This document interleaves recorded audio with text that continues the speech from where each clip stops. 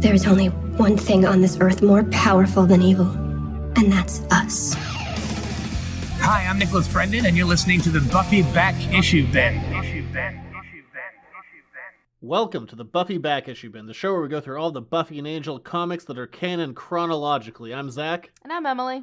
When I say it now, I don't have to roll my eyes on the back of my head to try and remember it. You no, actually it's natural. Do I? Damn. Yeah. But you know what? I liked the confidence that you went into that with. False bravado is how I live my life. Truer words have never been spoken. This week, we're diving deeper into Buffy Season 8 with the return of Fray, Malaka Fray. And the arc is called Time of Your Life. If you don't remember who Fray is, go back and listen to, I think it was episode 3. Short version, Fray is a slayer from the future. Long version, listen to episode 3 and 5, I think. Fray is the first slayer to have been called in something like 2 centuries. So kind of directly post-Buffy era. And then there's a dearth of slayers, and then Fray gets called. I'm going to pretend I know what dearth means. A lat of slayers? I got the gist. Contextual clues. But what's nice about this arc, so far we've had George's Genty for the most part with a fill-in issue by Cliff Richards, but this sees the return of Fray artist Carl Malone. Yeah, it's nice because we get to see Fray back in the Fray style again, and it all works out.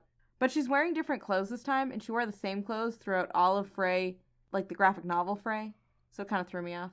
I'm sorry, she's not just wearing one outfit forever. Well, it was weird the first time, so I just got used to it. It's kind of like me where I just wear the same sweatshirt to work all the time. No, you wear various t-shirt, sweatshirt combinations. People always know it's me that way. It's the red sweatshirt that always stands out to me. Red is supposed to make people want to buy things. Is that why you got that sweatshirt in red? I don't know, but it's... It's the reason now. So, we open up the issue. We see that Buffy is already in the future. Which is bad day. Started out bad, stayed that way. And we turn the page into a massive 2-page spread, which looks gorgeous. Great colors. I love everything about it. The inking, the penciling, it all looks great. Of Buffy diving backwards off of a building while uppercutting Fray, and the two are swinging the same scythe at each other. And we can see that we're in Fray's world from the flying cars. But as Buffy's falling, she doesn't know where she is, where everyone else is, or what is up with Dawn. And we cut over to Dawn, who's holding her stomach. She's still a giant, by the way. But she's holding her stomach in such a way that I thought that we were going to learn that Dawn was pregnant. What a twist. It's not that, though. It's not that. While Dawn is screaming about having some kind of intestinal cramping, I don't know. Yeah, it's an odd one. We see that Buffy, Xander, and Willow are all having Chinese food together. Yep, and they are saying that in 2 days they're going to go back to the home of the best Chinese takeout in the world after San Francisco and probably after China. And thus we find out that Willow and Buffy are off to New York. The Big Apple, baby. Xander, however, is left at home to watch over Dawn because we find out that Dawn was not about to have a baby, and instead Dawn turned into a centaur. A centaur. Centaur. Center. Not that. Okay. And we have a lot of horse-related puns in this, but the first one is probably the best one. So they are aware that Dawn has shrunk, and Buffy goes, "Yay, Donnie! Yay!" And with a full-page spread of Dawn, she just says, "Nay." But it's spelled Neigh. It's pretty funny. Can you make a horse whinny? No, can you? I forgot. You can do that. Buffy and Willow are on their way to New York because they both have contacts there. And they're in a private jet for no real reason. And then when they get to New York, they're in a limo. Again, no real reason. I'm going to say it's Kennedy's money. Kennedy has a rich family. Okay. Willow mentions that something is happening in New York and she has received information that will help them understand their enemy. And Buffy says that she also has a contact in New York that will help them. And neither one of them are really talking about who their specific contacts are. Convenient that they're both in New York at the same time, though. Really helps move the plot forward. Well, yeah. So we find out that Willow quickly meets up with Kennedy, but Kennedy is not her contact. And Kennedy's shirt is... Oh my gosh, it's Homestar Runner. I didn't even notice. Yeah. But it's the girl who plays the guitar. She's named after a candy. Marzipan. There we go. Marzipan. Kennedy's wearing a marzipan shirt. But she doesn't have arms, but she plays the guitar. This is our second Homestar Runner reference. Did you ever worry about that when you were in high school? Not really. I did a lot, actually. In the finale, they make a Throgdor reference. Andrew's playing Dungeons and Dragons with everyone, and he says there's a Throgdor the Burninator in there. How did you remember it was a candy? Do you even like marzipan? I think that's how I found out what marzipan was. Oh. I was like 15 when this came out. You didn't know what marzipan was when you were 15? I didn't know what a streetlight was when I was 6. I feel like that's not helping your case. I know. Did you ever find out what Turkish Delight was from The Lion, the Witch, and the Wardrobe? Yeah. That's all you have to say about that? Yes, I do.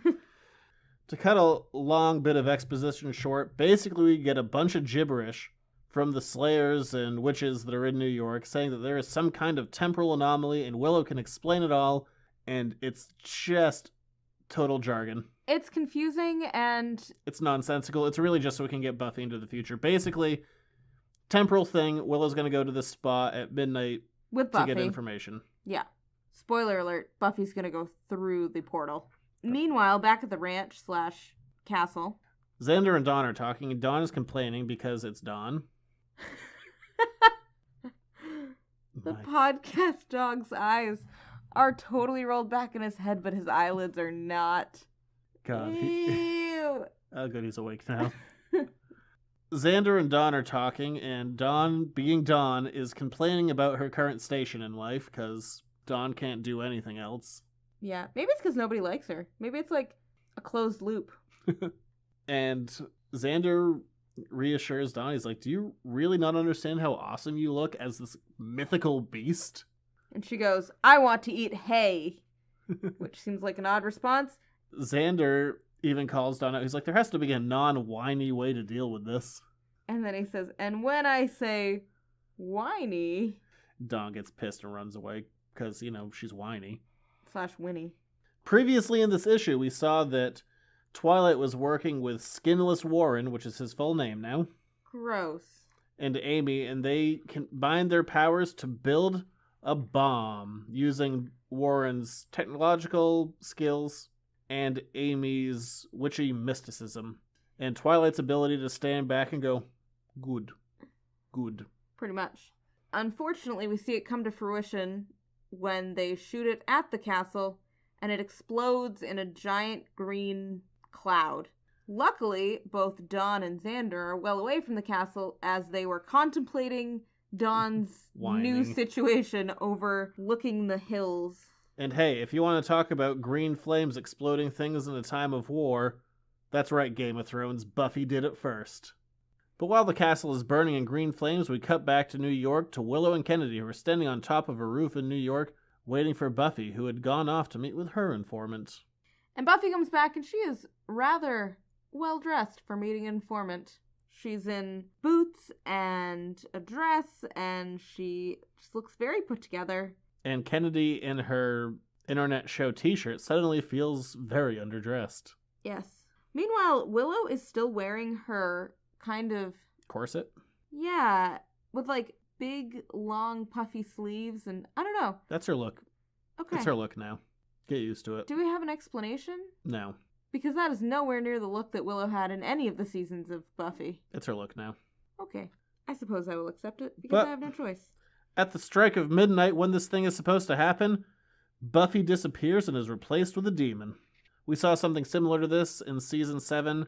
Buffy went into the past to get information from the men that created the Slayer, and she was switched out with the demon. Yeah. Then Spike killed it. It was a thing. But Spike's not here. No. No, he's not. And instead, we get Fray. Buffy goes to the future. Evidently, it's a painful journey. You may have heard about this in the beginning of the episode. Buffy's actually in the future. And Fray is not on her side.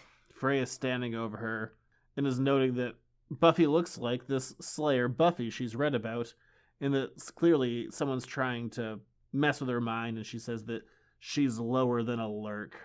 Okay, I'm gonna be honest. Until you said that, I didn't really understand what this little piece meant, because we find out very quickly that while Fray has some slang from the future in her graphic novel... much like Spinal Tap, this has been turned up to 11.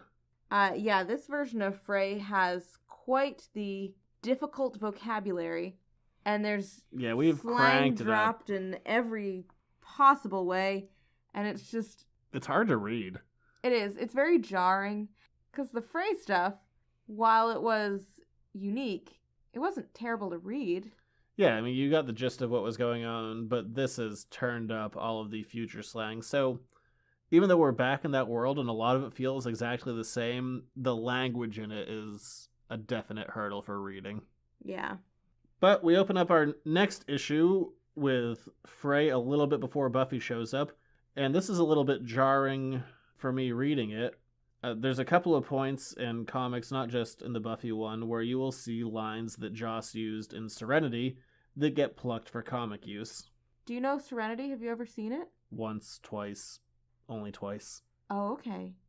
But Fray has the line, "This is the place," which was a line that Zoe said in Serenity right when they're fortifying themselves in Mr. Universe's complex. "This is the place, we'll buy you the time." And then Mal runs away, then Zoe shoots a bunch of things because she's all mad that Wash is dead. Can we talk about the fact that his name is Mr. Universe?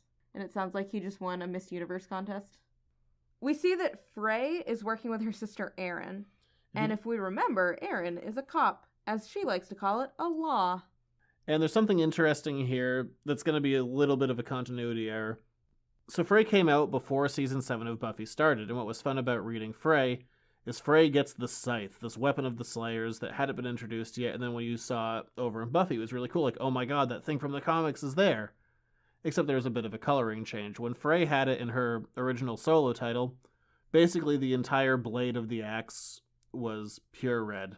And then when it came over into Buffy, it was red with this silver edge to it. Well, we see it this time in Fray. Fray has also incorporated the silver edge for the sake of continuity. But then later on, and I'm not going to get into the how or the why of it, Buffy's scythe changes to entirely red to match up with Fray's continuity. So we tried to fix continuity only to make it muddier. But coloring errors aside, Fray and Erin are fighting some lurks. Vampires. Right. If we all remember, Erin was not always so on Fray's side when it came to fighting the lurks. Mostly because Fray goes, what did they call them? Grabs. She went on grabs. Yeah, Fray is a little bit outside of the law, and her sister literally is a law, so... If this was Judge Dredd, she would say that she is the law. What? Stallone. It was really bad. 95 movie had Rob Schneider in it. Well, there you go. I am the law. And we mentioned Hearth, that Fray's trying to get information about somebody named Hearth.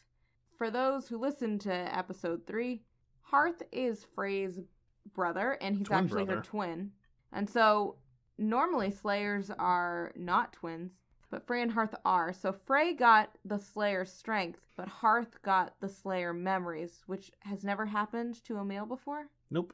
And then he gets turned into a vampire / lurk. So that's not great. But while Fray is looking for information, she gets a little bit from a lurk, and she returns to her stronghold, a library that came up in Tales of the Slayer. Along with a 4-armed monkey. Purple monkey. Whose name is Gate. I like the monkey. The vampire gave Fray information that there was some kind of crazy woman, some... Mad woman. Yeah. From the past, and Fray mentions that she's read something about a mad woman in the past, and she starts going through all of these Watcher diaries that she has at her disposal. And she mentions that her monkey's name is Gates. And Gates was a Watcher who sacrificed himself at the epic Battle of Starbucks. I know, that was kind of clever. I liked that. Yeah, the history has kind of lost some of those things. But we go over to see Hearth, and we find out that Hearth has been working with this mad woman. Who is in shadow, we can't see her face. Yes. And whenever someone's in shadow and you can't see their face, you're like, okay, who are you? Because we definitely are connected with this character in one form or another. And we find that Hearth and this mad woman are allied, but that neither really trusts the other, and neither is quite sure that the other is giving them all the information. And she says that she wants to get Fray and Buffy together, and Hearth's like, that seems like a terrible plan because aren't they stronger combined? And this mad woman says that no, Slayers are stronger by themselves, and when they're together, that's when they're at their weakest. Which, doesn't that sound like the season we're reading right now where there's a bunch of Slayers all together? No, I have no idea what you're talking about. Okay, moving on. And we go back to the present and we see that the castle is on fire, but in green fire. And not just regular green fire, but the fire has become demons. Yeah, kind of like that fire, the cursed fire in Harry Potter. It's in the 7th book during the Battle of Hogwarts, the thing that destroys the Room of Requirement. All right, it's my turn to have no idea what you're talking about. That's okay. I know exactly what I'm talking about. Well, I knew what I was talking about when I was talking about Stallone in a bad movie. I bet you did. So, this one Slayer that Xander finds, Rowena. We've seen her before. She was in issue 1. Rowena Ravenclaw. Another Harry Potter thing. She's the ghost. No, she's not. She's the Ravenclaw founder. Okay. Now who looks the fool? Probably both of us. Fair.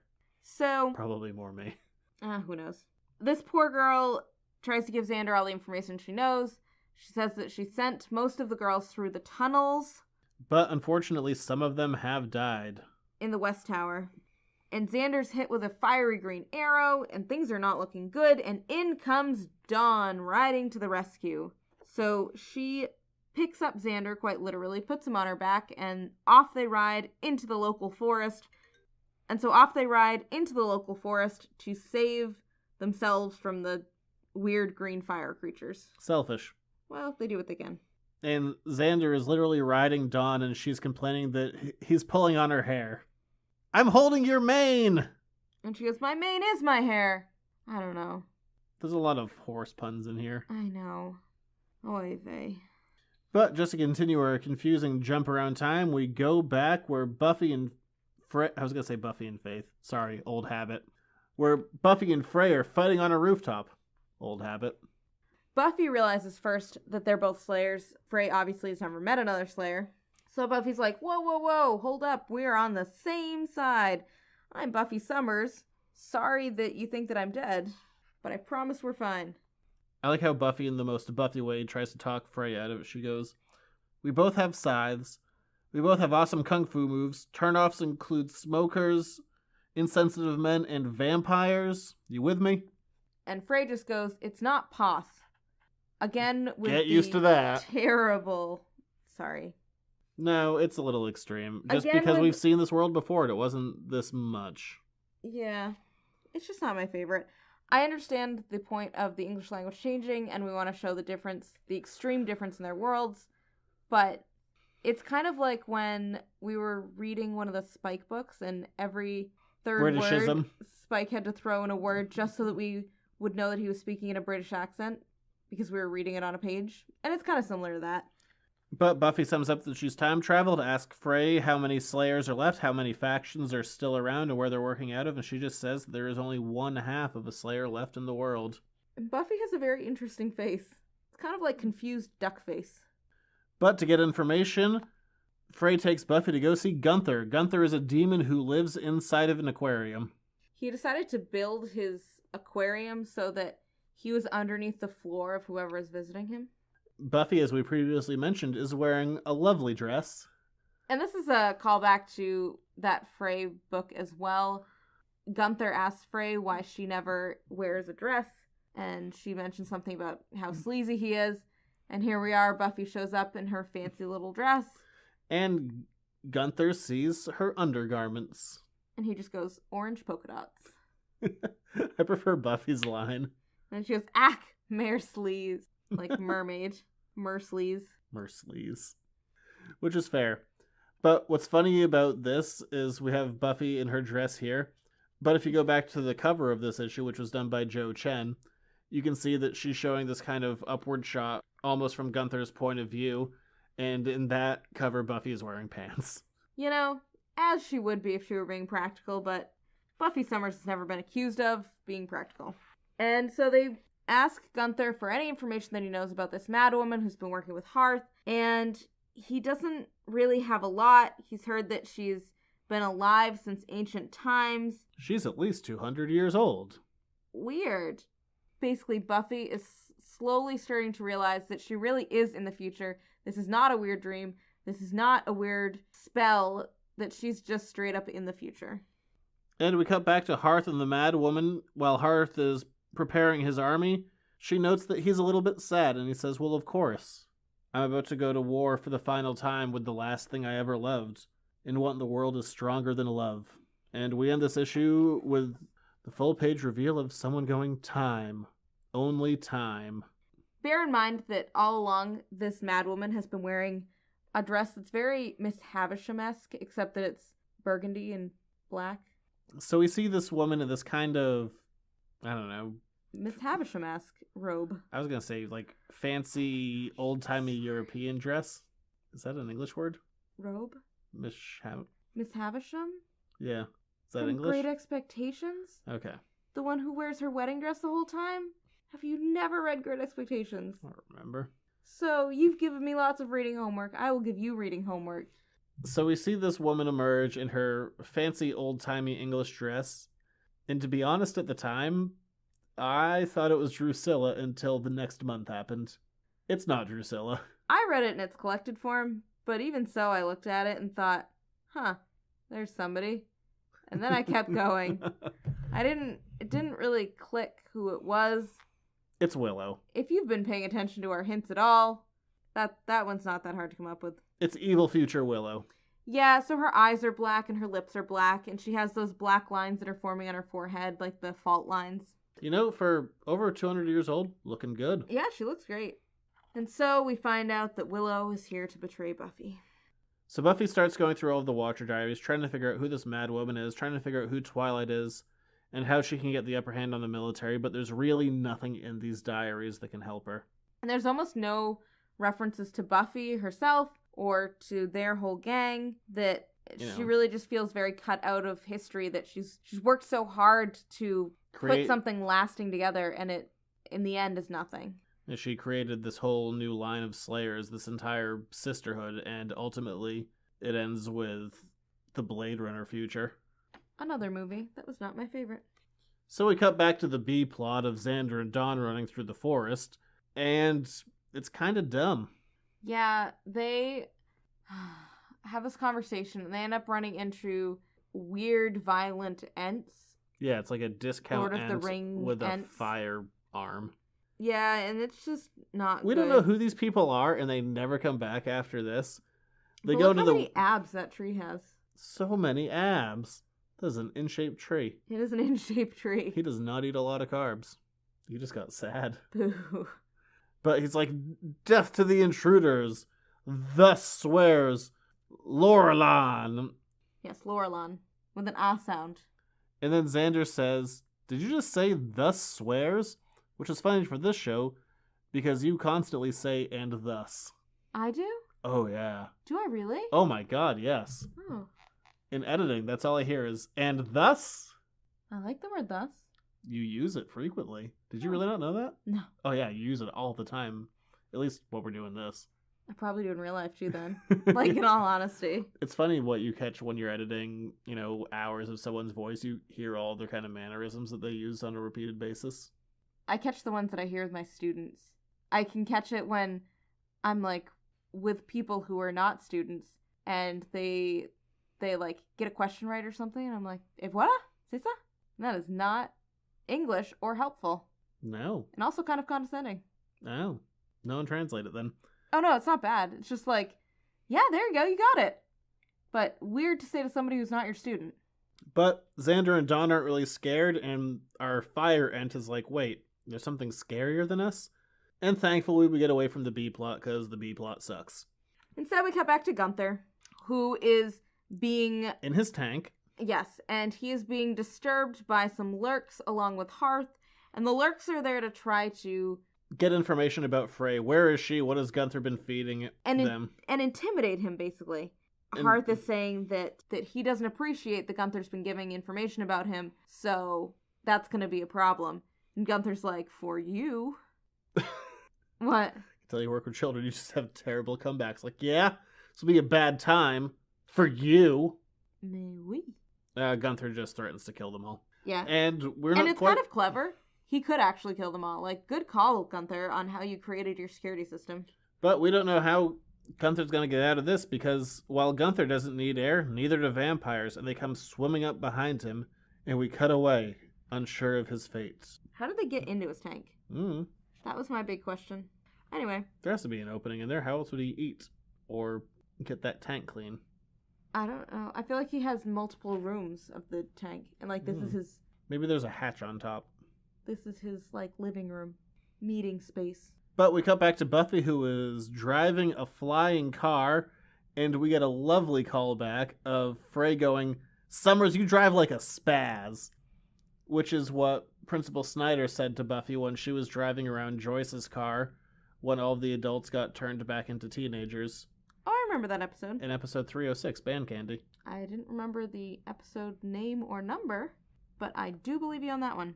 And of all this terrible English that's been happening, Buffy goes, "And that phrase stood the test of time?"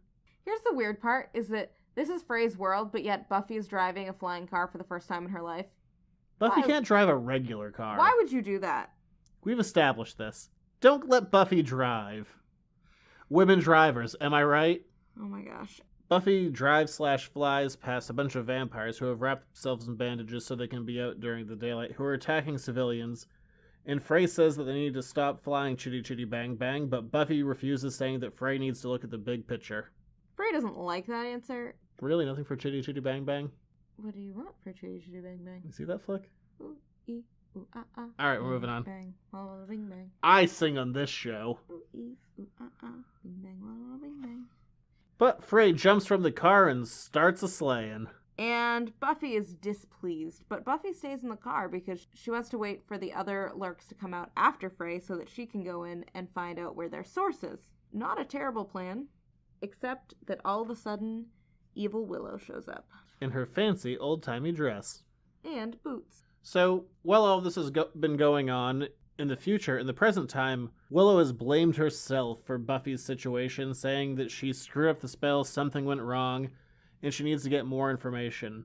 And Kennedy goes to Willow and says, "Okay, well, how are we going to do this?" And Willow basically says, "Well, the only way for us to get information is for us to have sex." It's a weird moment. While Kennedy and Willow are having sex, Willow is able to transport herself into Naked Demon Snake Lady's dimension. We'll say her name eventually, but I just prefer Naked Demon Snake Lady. And they have a conversation about what is going on, how to get Buffy back. And Naked Demon Snake Lady says that Willow will figure out a way to get her back, but she must promise that she won't look at all through the portal that will open. And she has to promise that Willow will return soon. And this is just a little ridiculous. And for a series and a show that's very much about female empowerment, the whole relationship between these two is all about voyeurism. Yeah, like none of that was necessary, really. But as Willow's there's a bunch of tasteful fog to hide the nudity. Yeah, it's weird. It's unnecessary. And there's also a lot of really on-the-nose euphemisms. It's very reminiscent of when Faith and that other girl were in the... What was her name? Gwen? Ah, forgive me, Genevieve. Genevieve. So when Genevieve and Faith were just taking a bubble bath together because that's what friends do. Let's just get naked together. It's very reminiscent of and that. And have some tasteful bubbles, or in this case, tasteful fog. Or hair. Yeah, it's just... Yeah. And what's also really strange about this is, I might correct myself later on when we're going through this run, but I don't think Willow ever communicates with this individual through means of sex before or after. So, weird. Yeah. I'm going back to the whole voyeurism thing. That's really why it's here. Yeah. And I'm really on board for a lot of this stuff, but that level of unnecessary nudity is... Well, it's also this whole weird thing that while Willow is having sex with her girlfriend, she's also having, like, some infidelity with this other woman simultaneously. Yeah. It's odd. It's odd. It's odd, and there's not much more to say about it. Yeah. Willow gains a important tidbit of information that... And goes back to Kennedy. But what I do actually like, so in mentioning all of this, Willow goes back to kind of her own mind or her own world. It's never really explained how this works. And Kennedy is just smiling after all this has happened, and Willow just looks completely heartbroken and guilty about what's going on. And the dialogue that's happening off panel, but is showing up in this panel, says, "You're her, aren't you? You're the mad woman." That as well is heartbreaking, that it's one of the early times that we've seen Willow doubt her place in Buffy's world. And Willow is talking to Fray, and she says, basically, you need to stop Buffy. if you don't stop Buffy, she's going to return to her world, change the future, and then this entire existence, including you, will disappear. Which, coincidentally, is the opposite of what Willow told Hearth. Yes. So What a mad woman. Willow has now set Fray and Hearth against Buffy for exactly opposite reasons. And Buffy returns to the library with all of the Watcher diaries to meet Aaron, and they discuss Buffy's high school aptitude test where she was considering becoming a police officer for those whole 2 episodes, and they keep on referencing it a bunch of times after that. And Aaron calls her Puffy. I forgot about that. Yes, she does. Aaron mistakes her name to be Puffy. Which, as Buffy is a rather unusual name, I can see why. And while Buffy and Aaron are talking, Fray comes up behind Buffy and tases her. Yep. And Fray declares that she is saving the world. And we find out that Aaron all along has been playing Buffy, that she knew that Fray was coming. Or Puffy. And she was just keeping Buffy busy. And I guess that Fray is way too trusting of any information that she gains because she just takes everything Willow says at face value. Yes. She's known as the Mad Woman. She gives you information, you're like, I'm gonna kill that girl. Yeah. Well, not quite right in the head, show it to Fray. her in a little vision of magic in her hand, so maybe it was the seeing is believing type situation. I don't know. And what's interesting is we've gotten some hints of this, is Willow can only do a little bit of magic, and we've now had a couple of references that Buffy is going to end magic in the world. So, Fray ties up Buffy, which, Buffy definitely can't get out of, but she says that she won't kill another Slayer, but she is going to incapacitate her. And basically, Fray's goal here is to prevent Buffy from going back through that portal. Because Willow is aware of when the extraction point is, because she's lived through this once before. Yes. So if Buffy makes it back through the portal, Fray is convinced that her world will end. So she's just going to hold her. Yeah. Meanwhile, Hearth shows up, and he says that Buffy is allowed to stay, that their world will cease to be. And flat out says, hey, you told us the opposite things. And Willow, being kind of a vagabond, says, yeah, I'm lying to one of you. Who do you think I'm lying to? Also, the dark cracks on Willow's face have begun creeping down her face. And we've seen that before, back when she was evil Willow. Do you remember the dark cracks? I don't know why I'm asking you this. You've seen it so many times. So judgy. Why? I'm judging you in a positive way. But while they're sitting there, our favorite 4-armed purple monkey is picking the locks on Buffy's chains. He's the best. And he's not the only reinforcements we have, because Gunther shows up in a flying airship that has a bubble full of water so he can breathe, and he is gonna shoot the shit out of this place. Yeah, and we're not really sure how he escaped. He killed everyone. Yeah, everyone that Hearth sent after him inside his own tank, he murdered them all. Yeah, those 3 vampires were nothing for him. Buffy first punches Aaron for calling her Puffy, and then continues on her merry way, trying to collect all of her things so she can make it back to the portal in time. She grabs her scythe, because there are 2 of them running around now. Just as the action is heating up, we cut back to the present to find Xander, Dawn, and all of the forest people ready to fight an army of green fire. Oh my god, this beast story is worthless. One of them is a giant chicken T-Rex. I don't think we ever dealt with that. It's a giant chicken T-Rex. Yeah. But he looks really angry about it. He's a little scowly. But this bee story is so dumb, and Xander has like a coconut helmet now. Yeah. And we'll never see any of these characters again. They'll never be referenced, and this whole series of events is dumb. In any case, the forest people have decided to fight against the green glowing people. But they can't kill them, because how can you kill just fire? So this is quickly resolved by the Wiccans, who are working with all of the Slayers, turning them into solid objects, and Rowena says, "F*** them up," and then they kill everyone and everything's fine. Yes. Just because they're Xander's squad and they're there to save him, and I don't care. No. The bee story is dumb. It's not my favorite. I really like the whole Fray part, but I could do without this part. So Buffy breaks out. By the way, we're in the future again.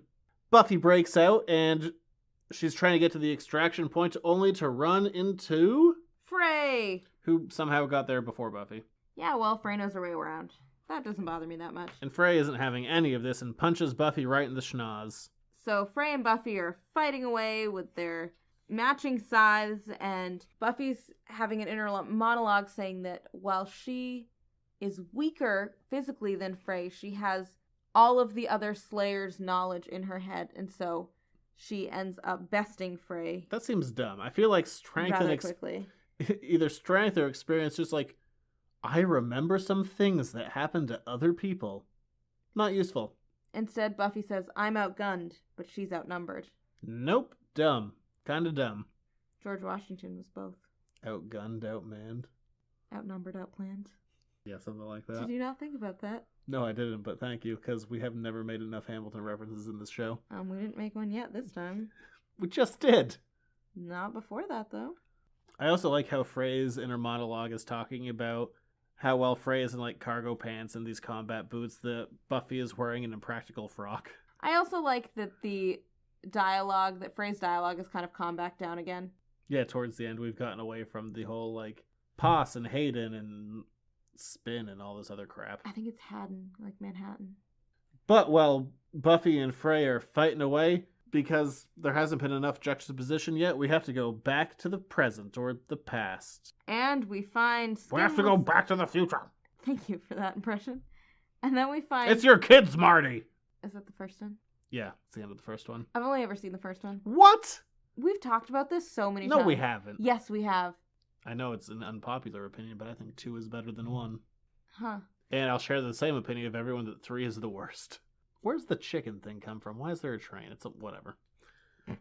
But we go back to the present, where we see Twilight, the manliest name ever. And he is working with Skinless Warren and Amy still.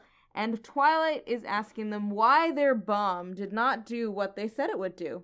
But Warren is blaming Amy for the mystical bomb not working all that well, but Twilight just turns his back on them and says, "Ah, young love," and talks to someone in the shadows, so we definitely know who it is. They're wearing cargo pants and a wife beater.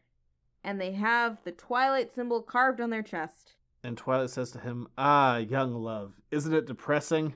I guess you can be the other man." And he says, in my experience, yeah.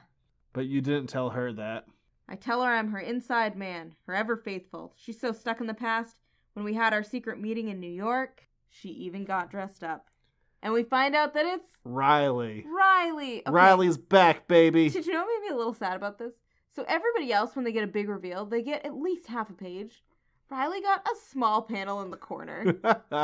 Poor Riley. Like, he's shunned everywhere. And even here, he's supposed to be a reveal, and then they're like, yeah, but, like, not Sneak him that in the big. corner. Donna's a centaur got a full page. Yes. Dawn has gotten a full page, like, 17 times. Riley got 1 out of 5 panels. Oh. And most of it's black space. I know. Riley, for those who may not remember, is Buffy's boyfriend for season 4 and about half of season 5. He worked with the military and a demon hunting organization, ultimately betrayed them and left because he was so faithful to Buffy. It was called The Initiative. And then he went back to them and got married. Not to Buffy. No, to a lovely lady named Sam. Yeah. So Riley's back, and he's betraying Buffy by saying that really he's betraying Twilight. He's betraying someone. Dun dun dun. If you know Riley at all, it's, Not that big of a surprise. yeah. I mean, whoo, spoilers. So Good Willow, present day Willow, has a scarf tied around her eyes. The Good Witch? I guess. Yes. So that she won't accidentally see through the portal.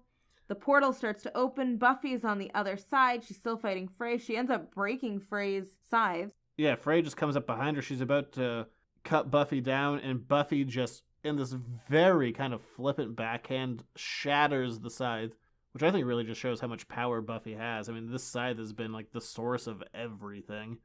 And Buffy, without even looking at it, wrecks it. Yeah. Not hers, though, just Fray's. Because, who cares about Fray? Not Buffy. And Bad Willow, who's looking worse than ever, is now standing in front of the portal. And she tells Buffy that she's going to have to kill her if she wants to get back through. You know I'll go through you, says Buffy. And Willow says, and you know you'll have to. And Buffy asks what happened to her. Willow says, it's a long story. And Buffy... doesn't ask questions. For lack of a better term, ain't nobody got time for that. It's like you and your aversion to follow-up questions. I don't ask them. Neither does Buffy. And Buffy, in a much larger panel than Riley got, stabs Willow through the chest.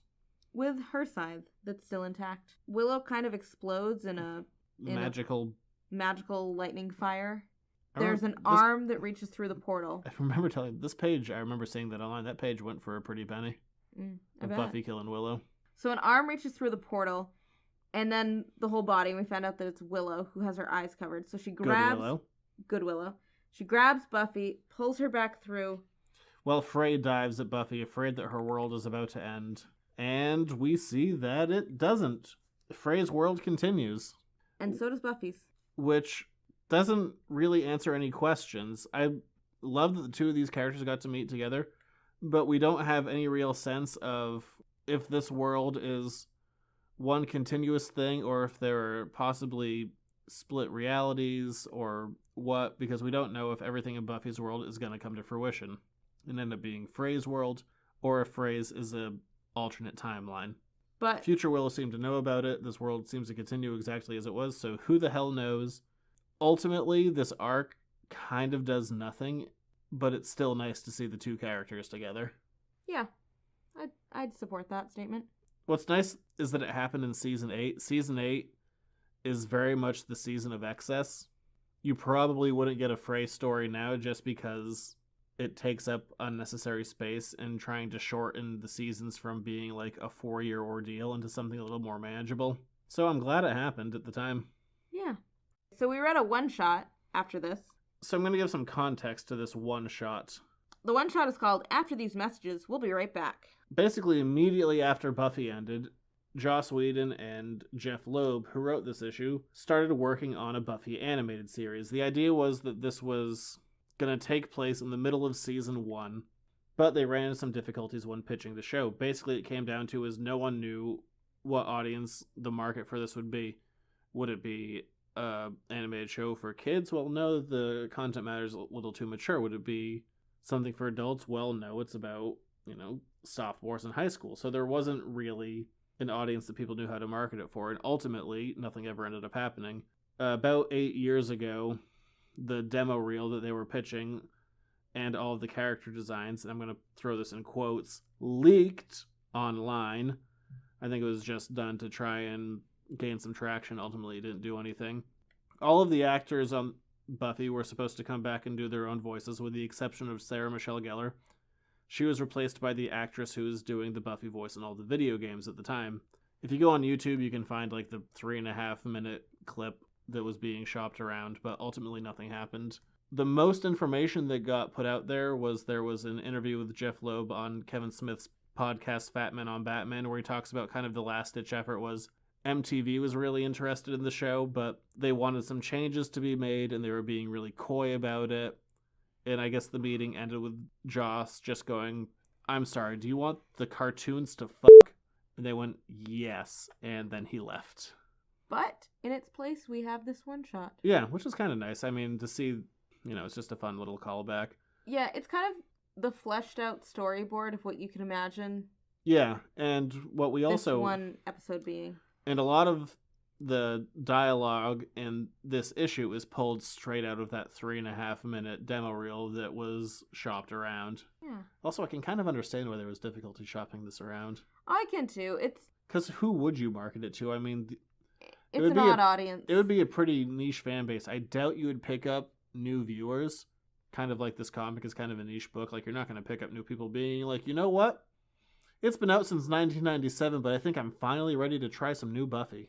Right. And a comic book is a lot but a lot cheaper to produce than an animated show. Yeah.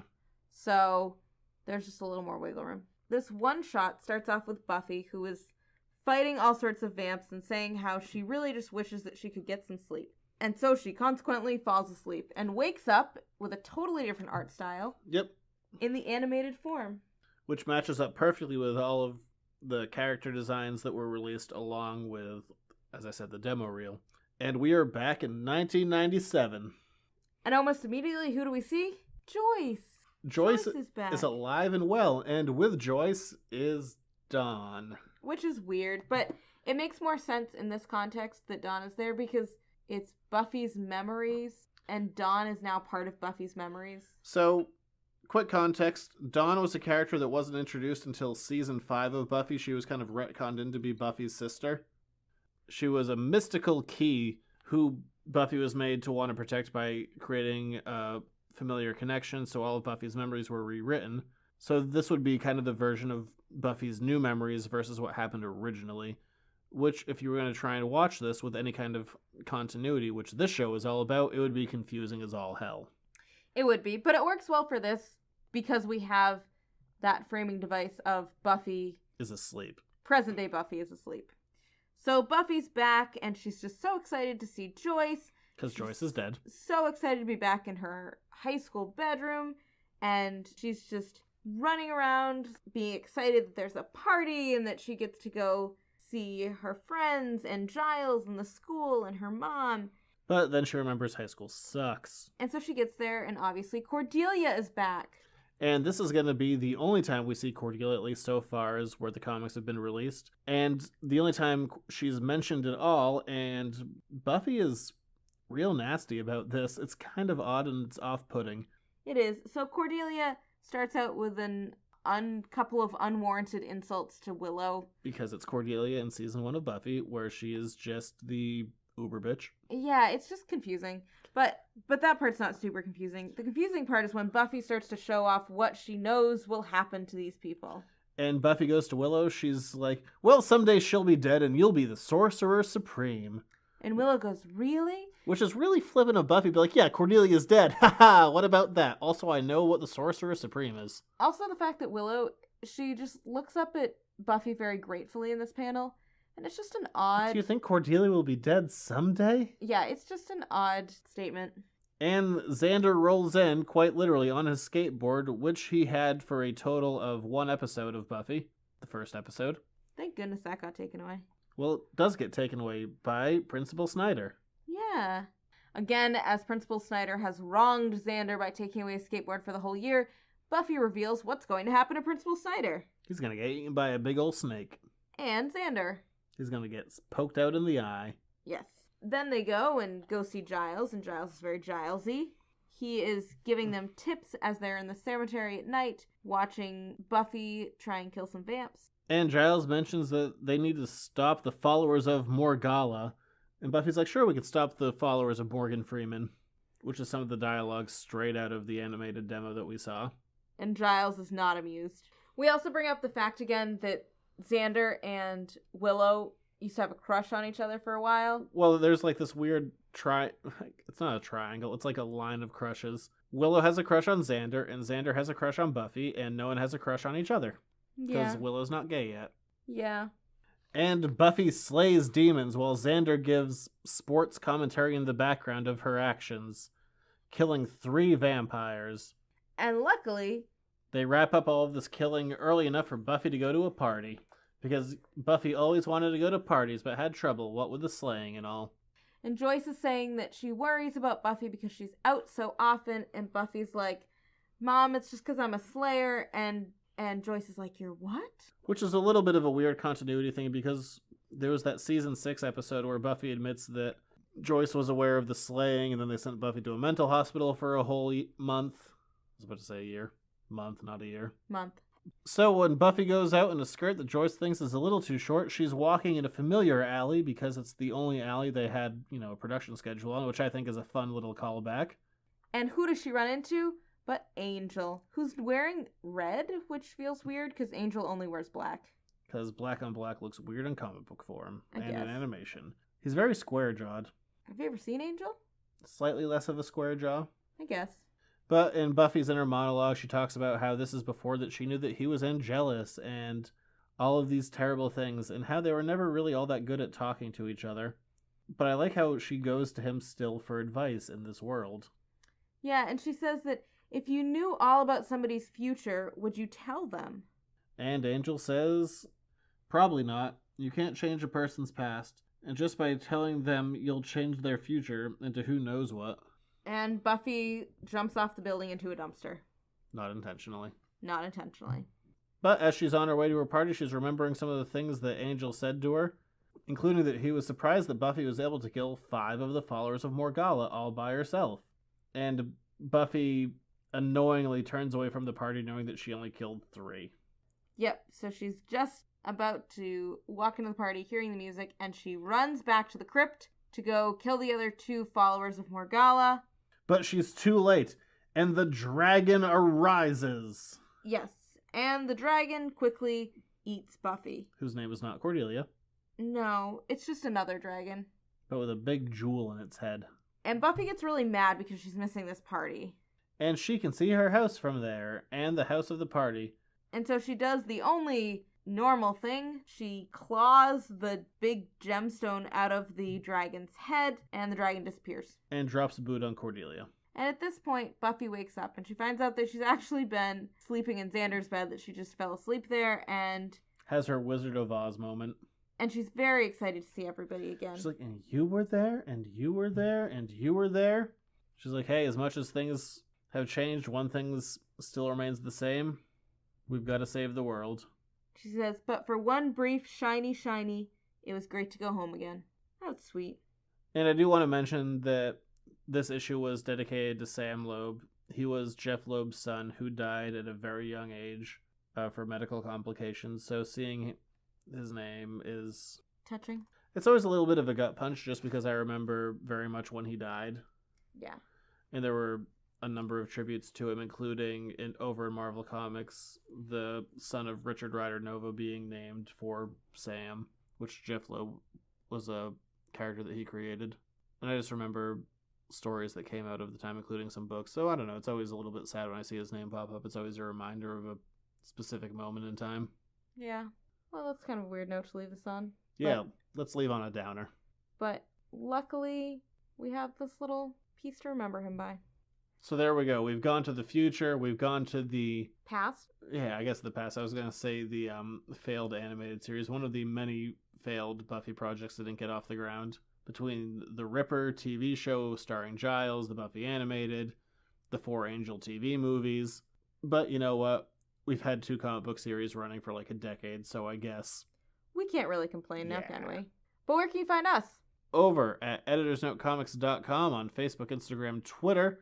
The show is on YouTube. If you're on iTunes, please rate, review, subscribe. At this time, we don't have nearly enough reviews. If you could just throw a rating our way, help other people find the show, it would be appreciated. And... we have Patreon. What's Patreon? God, that's an important one. Yeah. If you want to get the show a week early, you can throw $1 our way over on Patreon. $1 a month will get you the show early every single week. But we will be back next week to go deeper into Buffy Season 8. Bye.